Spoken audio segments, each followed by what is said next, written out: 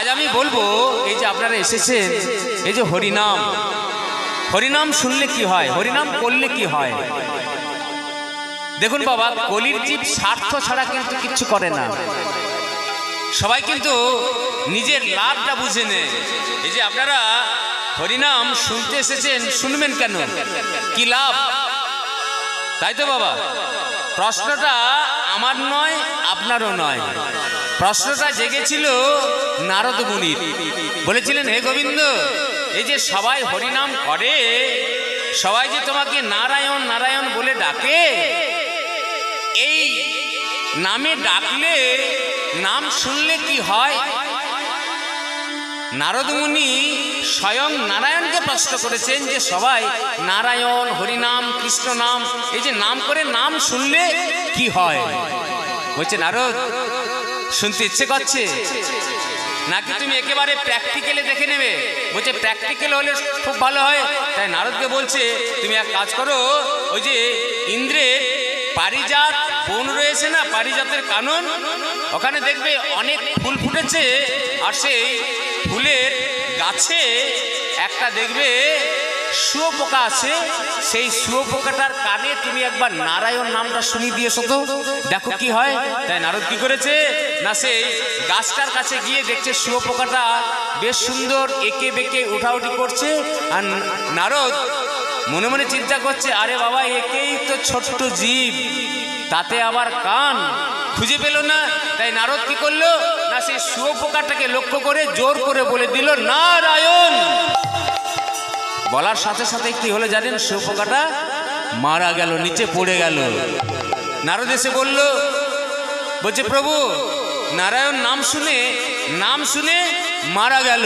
বলছে, বেশ ঠিক আছে, তুমি এক কাজ করো, এবার তুমি পরের দিন যাবে, কিন্তু ওই পারিজাত কাননে দেখবে ফুলের মধ্যে ভ্রমর উড়াউড়ি করছে, ফুলের মধ্যে প্রজাপতি ওড়াউড়ি করছে, তুমি যে কোনো একটা প্রজাপতির কানে নারায়ণ নামটা শুনিয়ে দিয়েছো। নারদ বলছে, বেশ তাই হলো। নারদ এবার মনে কৌতূহল হচ্ছে যে দেখা যাক এবার কি হয়। তাই নারদ এবার কি বলে যাচ্ছে জানো? নারদ তো সবসময় নাম ভক্ত, নাম ছাড়া কিছু জানেন না। তাই কি বলে যাচ্ছেন জানেন? জয় গোপাল, জয় গোপাল, জয় গোপাল কৃষ্ণ কানাইয়া, শ্যামল সুন্দর লাল। নিতাই গৌর, হরি বল, হরি বল। গোপাল, জয় গোপাল কৃষ্ণ কানাইয়া, শ্যামল সুন্দর লাল। জয় গোপাল, জয় গোপাল কৃষ্ণ কানাইয়া, শ্যামল সুন্দর লাল। তুমি গিরিধারী, তুমি পাখি বিহারী, তুমি গিরিধারী, তুমি পাখি বিহারী, তুমি গিরিধারী, তুমি পাখি বিহারী, তুমি গিরিধারী, তুমি বাকি বিহারী, বৃন্দাবনে শ্যাম মুরারি। জয় গোপাল, জয় গোপাল কৃষ্ণ কানাইয়া, শ্যামল সুন্দর লাল। জয় গোপাল, জয় গোপাল কৃষ্ণ কানাইয়া, শ্যামল সুন্দর লাল। তাহলে কি করলো না, একটা ফুলে প্রজাপতি বসেছে, একটু মন দিয়ে শ্রবণ করবেন মা, না হলে কিচ্ছু পাবেন না। ফুলে একটা প্রজাপতি বসেছে, নারদ কি করেছে না, প্রজাপতিটার কানকে লক্ষ্য করে জোর করে বলে দিল নারায়ণ। বলার সাথে সাথে প্রজাপতিটাও ছটপট করে করে নিচে পড়ে গেল এবং মারাও গেল। এবার নারদ সেই কথাটি ভগবানকে এসে বলছেন, ভগবান বলছেন, দাঁড়াও নারদ, এই তো শুরু, এবার তোমাকে যেতে হবে মর্তধামে। একটা গাভী, তার সদ্য বাচ্চা হয়েছে, সেই বাচ্চাটার কানে কিন্তু তোমাকে এবারে নারায়ণ নাম শোনাতে হবে। তাই নারদ আনন্দ সহকারে যাচ্ছে, আবার নাম করে করে যাচ্ছে, কি জানেন? আবার নাম করে করে যাচ্ছে নারদ, কোথায়? মর্তধামে। জয় গোবিন্দ হরি, জয় নন্দলাল, কৃষ্ণ কানাই জয় জয়, ব্রজের গোপাল।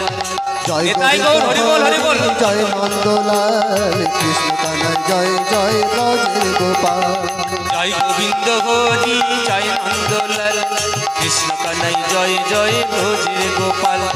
জয় গোবিন্দ হরি জয় নন্দলাল কৃষ্ণ কানাই জয় জয় ব্রজের গোপাল।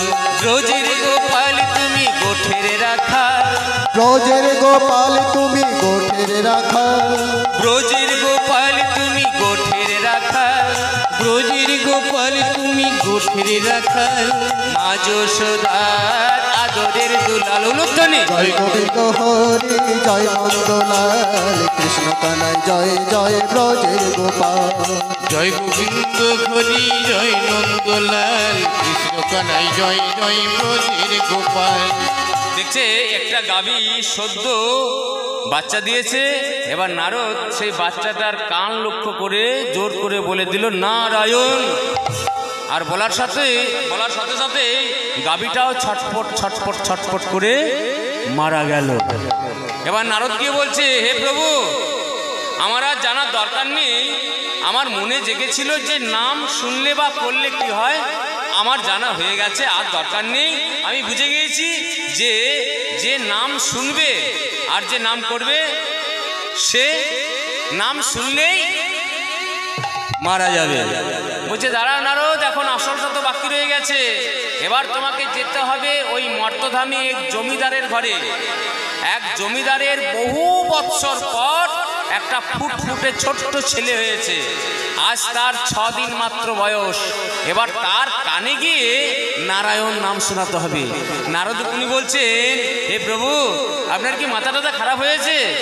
শুয়োপোকা মারা গেল, কিছু করতে পারলো না। প্রজাপতি মারা গেল, কিচ্ছু করতে পারলো না। গাভীর শিশু মারা গেল, সেও কিছু করতে পারলো না। জমিদার বলে কথা, আর এই নারায়ণ নাম শুনে যদি জমিদারের ছেলে মারা যায় তাহলে আমার আর পিঠের ছাল চামড়া থাকবে? একেবারে তো শেষ করে দেবে। বলছে নারদ, ভয় পেও না, তোমার যদি ভয় লাগছে তাহলে তোমার পেছনে পেছনে আমি যাচ্ছি, এই চলো। এবার নারদ চলে যাচ্ছে। যেতে যেতে কি দেখছে, মানে জমিদার বাড়ি তো, মানে রাজবাড়ি, একেবারে জমিদার বলে কথা। সামনের দরজাতে মানে 6 দিন বয়স, সবাই আশীর্বাদ করার জন্য এসেছে। বহু বৎসর পর জমিদারের একটি ছেলে হয়েছে। আনন্দ, শুধু আনন্দ। তাই কি করেছে না, পিছন দিকে দেখছে একটা ছোট্ট দরজা রয়েছে। পিছন দিকে, ঘরের পিছন দিকে একটা ছোট্ট দরজা রয়েছে। আর সেই দরজার সামনে গিয়ে নারদ মনে মনে চিন্তা করছে, তাহলে এই সময় দরজাটা তো খোলাও রয়েছে, আমি এই পথ দিয়ে প্রবেশ করে জমিদারের ছেলে কানে নাম শোনাবো আর সাথে সাথেই জীবন নিয়ে চলে যাব। যদি ধরা পড়ে যায় তাহলে তো প্রাণ যাবে।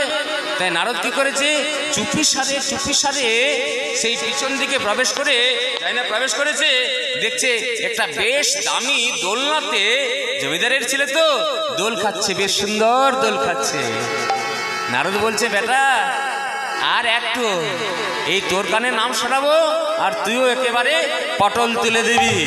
তাই নারদ চুপি সারে গিয়ে চাই না কানে বলে দিল যে নারায়ণ, মানে এমন ভাবে বলছে, মানে স্টেপটা এমন নিয়েছে না, মানে কানে নামটা দেবে আর পিছন দিকে দৌড়ে চলে যাবে। সেরকম করে যাই না নারায়ণ বলেছে না নামটা, তখন সাথে সাথেই সেই 6 দিনের শিশুটা গোবিন্দের কৃপায় কথা বলছে নারদ, দাঁড়াও নারদ, চলে যাচ্ছ কেন? আজ আমার কত সৌভাগ্য, আজ তোমার দর্শন পেলাম। বোঝাই বেটা, তুই আমাকে চিনলি কি করে? বলছে, তোমাকে কি শুধু আজ আমি দেখলাম? আজ নয়, এর আগে তোমার সাথে 3 বার দেখা হয়ে গেছে আমার। আমি তো ছিলাম প্রথমে সেই শুয়োপোকা, তুমি নাম শুনিয়েছিলে বলে সেই শুয়োপোকা থেকে আমি একটু উন্নত হলাম আমি প্রজাপতি। আর প্রজাপতির কানে নাম শুনিয়েছিলে বলে তার থেকে আরো একটু উপরে গেলাম, হলাম আমি গাভীর শিশু। আর সেই গাভীর শিশুর কানে নারায়ণ নাম শুনিয়েছিলে বলে আজ আমি হয়েছি কি, জীবদের মধ্যে শ্রেষ্ঠ মানব হয়েছি। তাছাড়া শুধু যেমন তেমন ঘরে কিন্তু আমার জন্ম হয়নি, এখানে কোনো অভাব অনটন নেই, একেবারে জমিদারের ঘরে আমার জন্ম হয়েছে। নিতাই গৌর হরি বল হরি বল হরি বল। তাহলে বাবা, হরিনাম, কৃষ্ণ নাম, নারায়ণ নাম শুনলে কি হয়? কি বুঝলেন? কিছুই না। নিচ কুল থেকে উচ্চ কুলে যেতে পারবে। তাই সবাই মিলে একবার বলুন, নারায়ণ পরাবেদা নারায়ণ পরাক্ষরা। নিতাই গৌর হরি বল, হরি বল। পরাবেদা নারায়ণ পরাক্ষরা, নারায়ণ পরা মুক্তি নারায়ণ পরা গতি, নারায়ণ পরা মুক্তি নারায়ণ পরা গতি, নারায়ণ পরাবেদা নারায়ণ পরাক্ষরা, পরাবেদা নারায়ণ পরাক্ষরা। তাই গৌর সুন্দর কি করলেন? কলির জীবের জন্যে গোলকের গোপন ধন হরিনাম সংকীর্তন প্রচার হইল শ্রী গোরা রায়।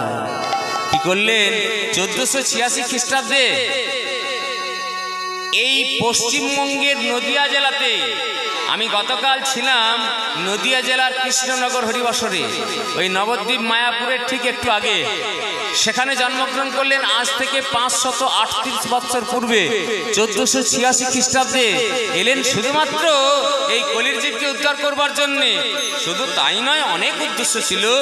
রাধারানীর প্রেম জানবার জন্যে, শ্রী রাধায়া প্রণয় মহিমা কীদৃশবা নহিবা সাধ্যজেনাৎ ভূত মধুরিমা কীদৃশবা বদিও সক্ষণ চাস্যা মদনুভবত কীদৃশং ব্যতি লোভা উদ্ভা বড্ড সমজনী শচী গর্ভ সিন্ধু হরিন্দু নেতাই গৌর হরি বল, হরি বল, হরি বল। বলছে রাধে, দাপর যুগে বলছেন রাধে তোমার সঙ্গ পেলাম, কিন্তু তোমার প্রেম কেমন তা আমার জানা হলো না, তোমার প্রেমের মাধুর্যই বা কেমন তাও আমার জানা হলো না। আর তুমি যে আমার সঙ্গ পেয়ে কি সুখ অনুভব করতে, সেই সুখটা বা কেমন? এই 3 অতৃপ্ত বাসনা আমি মেটাবো কোথায়? না আগত কলিযুগে, যেদিন রাধা কৃষ্ণ আর থাকবো না, সেদিন রাধাকৃষ্ণ থাকবো না। যাব দুই দেহে এক দেহ হয়ে, দুই দেহে এক দেহ হই, যাব দুই দেহে এক দেহ হয়ে, দুই দেহে এক দেহ হই, না কালো তো যে গৌরী হয়ে, দুই দেহে এক দেহ হয়ে, ওই কালো তো যে গৌরী হই, দুই দেহে এক দেহ হই। তাই সে ব্রজের বাঁকা বংশীধারী শ্রীরাম নবদ্বীপে হলেন গৌর হরি। তাই তো কবি কি বললেন? এসেছে ব্রজের বাঁকা কালো সখা দেখবি আয় আমাদের সোনার নদিয়ায়। উলুধ্বনি। এসেছে ব্রজের বাঁকা কালো সখা দেখবি আয় আমাদের সোনার নদিয়ায়। এসেছে ব্রজের বাঁকা কালো সখা দেখবি আয় আমাদের সোনার নদিয়ায়। এসেছে ব্রজের বাঁকা কালো সখা দেখবি আয় আমাদের সোনার নদিয়ায়। এগো কি বলছেন? বলছেন এসেছে ব্রজের বাঁকা। ভগবান কৃষ্ণচন্দ্র দাপর যুগে সোজা হয়ে দাঁড়াতে পারতেন না, 3 ঠাই বাঁকা ছিল। কিন্তু কেন 3 ঠাই বাঁকা? আপনারা যদি কোনো ছবিতে দেখেন, ভগবান কৃষ্ণকে কোনোদিন সোজাভাবে দাঁড়াতে দেখতে পাবেন না। দাঁড়াবেন কি করে? দাঁড়াতে পারবেন না। কেন জানেন? সেই যেদিন ওই গোলকে বিরজাকে নিয়ে রাস করবো বলে ঠিক করেছিলেন না, রাধারানীকে বাদ দিয়ে বিরজাকে নিয়ে রাস করবো বলে ঠিক করেছিলেন, সেই দিন রাধারানী ক্রধান্বিতা হয়ে কাঁপতে কাঁপতে শুনতে পেয়ে গোলকে গিয়ে বলছে, হে প্রাণবধূ, তুমি কি করছো? আমাকে বাদ দিয়ে বিরজার মনোবাসনা পূর্ণ করছো, তাই না? এই দেখো। তখন বিরজা বলছে, হে গোবিন্দ, ওই দেখো রাধারানী আসছে। বলছে, চিন্তার কোনো কারণ নেই। এই দেখো রাধারানী আসছে, তো তুমি এক কাজ করো বিরজা, তুমি হয়ে যাও জল মানে দ্রবরূপী, আর আমি জলের মধ্যে সর্প হয়ে খেলা করব। তাই বিরজা হয়ে গেলেন দ্রবরূপী, আর শ্রী গোবিন্দ হলেন সর্প। আর রাধারানী বলছে, গোবিন্দ তুমি আমাকে ছল চাতুরি করছো, তাই না? এই দেখো তুমি হলে সাপ, আর সাপের শত্রু কে মা? সাপের শত্রু ময়ূর। রাধারানী হলো ময়ূর। তাই রাধারানী ময়ূর হয়ে কি করলো না সেই জলের থেকে সাপটাকে তুলে এনে 3 জায়গায় ঠোক্কর দিয়ে দিল। কোথায়? মাথায়, কোমরে এবং ঘাড়ে। সোজা হতে পারলেন না। বলছে তুমি কোনো দিন আর সোজা হতে পারবে না। কিন্তু গৌরাঙ্গ মহাপ্রভু এখন কি আর বাঁকা আছেন গো? এখন তো গৌরাঙ্গ মহাপ্রভু তো বাঁকা নেই। তাই বলছে গোপী, এসেছে ব্রজের বাঁকা কালো সখা দেখবি আয় আমাদের সোনার নদিয়ায়।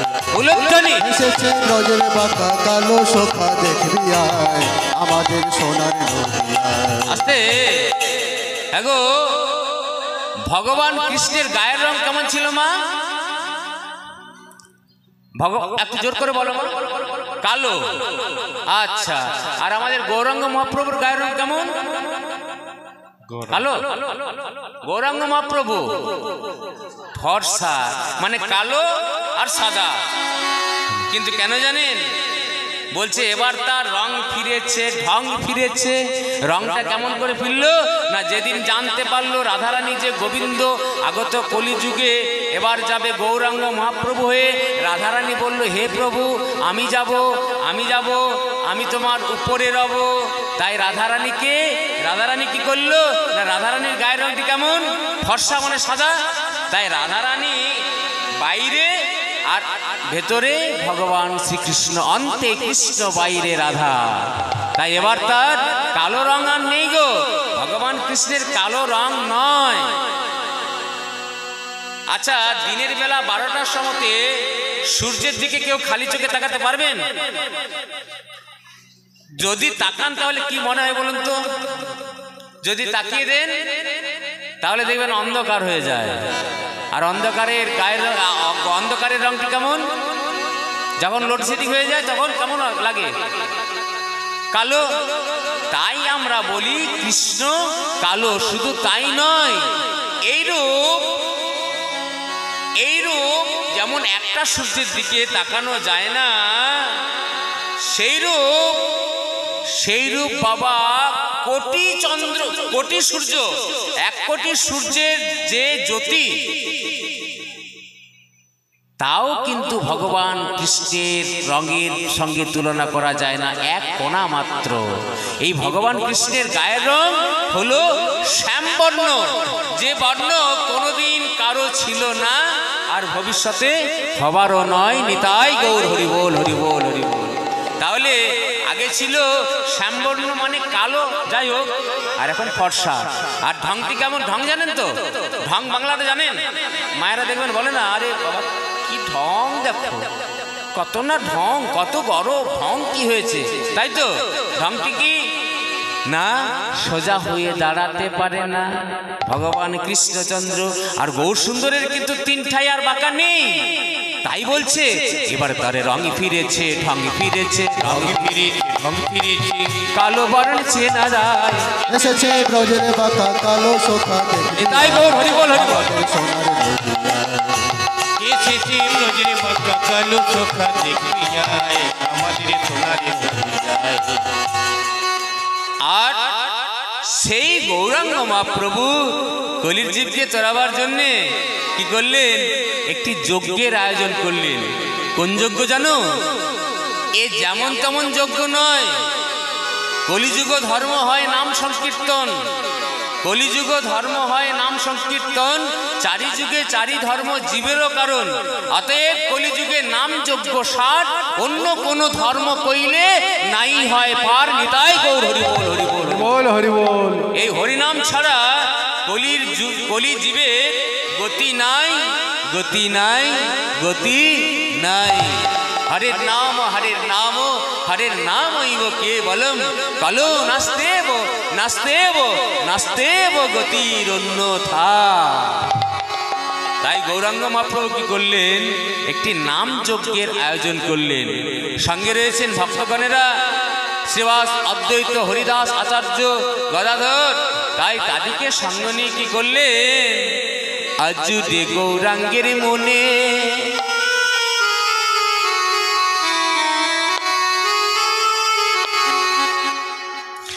আজুরে গৌরাঙ্গের মনে কি ভাব জাগিল, আজুরে গৌরাঙ্গের মনে কি ভাব জাগিল, নবদ্বীপ মাঝে গোড়া, নবদ্বীপ মাঝে গোড়া, ওই না নব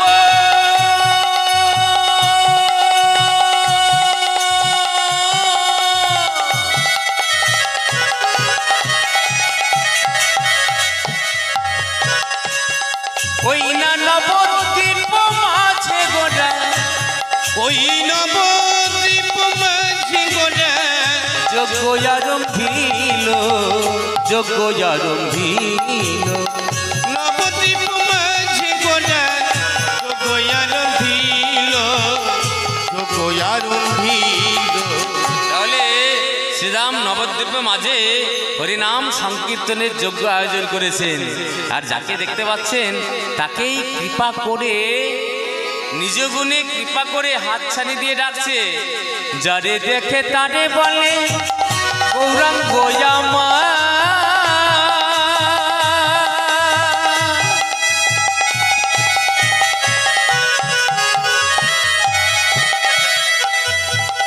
পাপি তাপি উদ্ধারিব আয় ছুটে আয়। গোরা যারে দেখে তারে বলে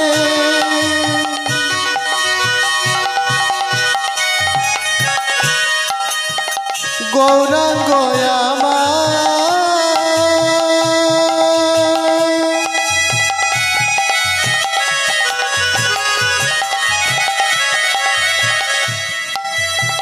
পাপি তাপি উদ্ধারিব আইরে ছুটে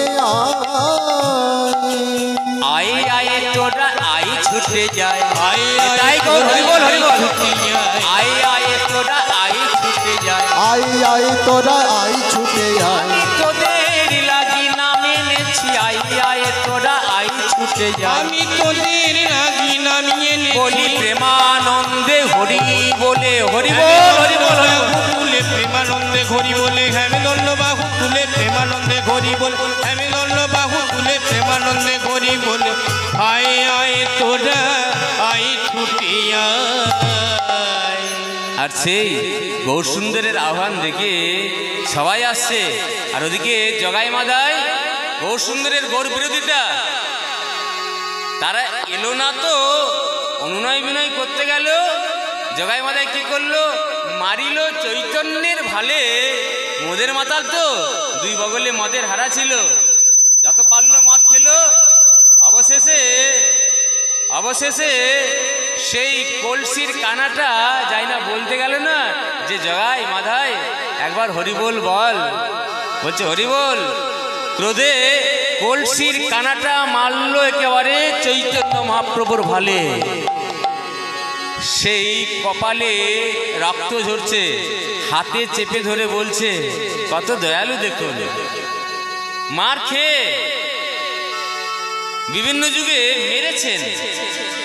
রাম আদি অবতারে ক্রোধে নানা অস্ত্র ধরে, অসুরেরও করিল নিধন। এবে অস্ত্র না ধরিল, প্রাণ কারে না বদিল, চিত্ত শুদ্ধি করিল সবার নেতাই গৌর হরিবোল হরিবোল হরিবোল। তাহলে সত্যযুগে মুরারি নামে একজন দত্তকে বধ করে নাম হয়েছিল, মুর নামক একজন দত্তকে বধ করে নাম হয়েছিল মুরারি সত্যযুগে। ত্রেতা যুগে রাবণকে বধ করে রাবণারি। আবার এই দাপর যুগে কংসকে বধ করে নাম হলো কংসারি। কিন্তু এই কলিযুগে এবে অস্ত্র না ধরিল, প্রাণেও কারে না বদিল, চিত্ত শুদ্ধি করিল সবার। জগাই মাদাই মারলো, মার খেয়ে বলছে হেরে জগাই মাদাই, বলে আয় রে জগাই আয় রে মাথায়, আয় রে জগাই আয় রে মাথায়, আয় রে জগাই আয় রে মাথায়, আয় রে যোগাই আয় রে মাথায়, তোদের নামের বাতাস লাগু ফিরে গায়। আয় রে জগাই আয় রে মাথায়, তোদের নামের বাতাস লাগু ফিরে গায়। আয় রে যোগাই আয় রে মাথায়। অবশেষে জগাই মাদাকেও উদ্ধার করলেন। পরিশেষে কি হলো? কাউকে বাকি রাখলেন না গো। গৌরসুন্দর যাকে দেখতে পেলেন, যারা গৌরসুন্দরের কাছে গেলেন, নিজ গুণে যাকে দেখতে পেলেন তার কাছে গিয়েও তাকে হরিনাম বলালেন। হরি হরি হরি বলে গৌরাঙ্গ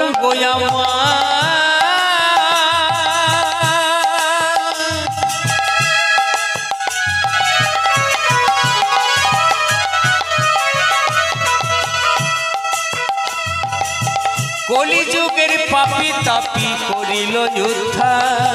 হরি হরি হরি বলি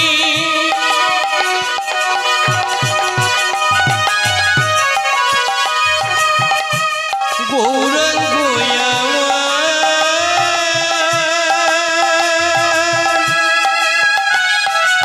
হরি বল হরি বল হরি বল।